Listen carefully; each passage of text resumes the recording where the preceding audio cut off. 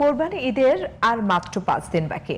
ঈদ সামনে রেখে রাত দিন কাজ করে যাচ্ছে নরসিংদীর কামারশালাগুলো।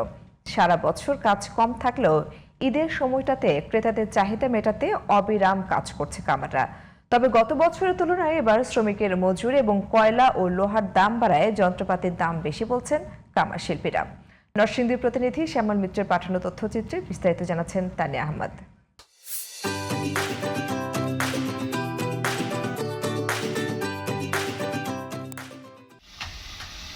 টুংটাং শব্দে মুখর নরসিংদীর কামারপল্লী।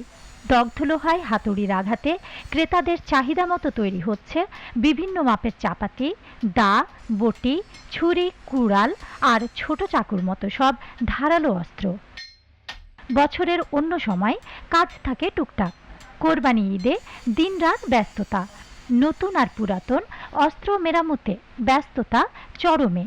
কয়লা, লোহা সহ শ্রমিকের মজুরি বাড়ায় হাতিয়ারের দাম বাড়িয়ে পোষাতে হচ্ছে তাদের। ওই হাট অনুযায়ী পরিশ্রম অনুযায়ী মজুরি আগের থেকে একটু সীমিতই আছে।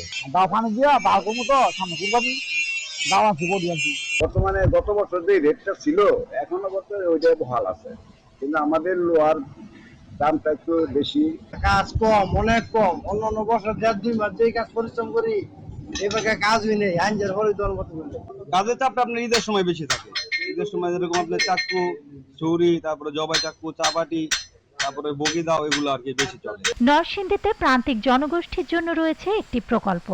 সেটির মাধ্যমে প্রশিক্ষণের পাশাপাশি কামারদের অনুদান দেওয়া হচ্ছে। যে পেশাটা আদি পেশা, কামার, কুমার, তাঁতি, জেলে, এই টাইপের মানুষজনকে হচ্ছে আমরা তাদের পেশায়, সেই পেশার উৎকর্ষ সাধনের জন্য প্রশিক্ষণটা দিয়ে থাকি এবং আধুনিকায়নের জন্য আমরা তাকে হচ্ছে ট্রেনিং দিয়ে থাকি।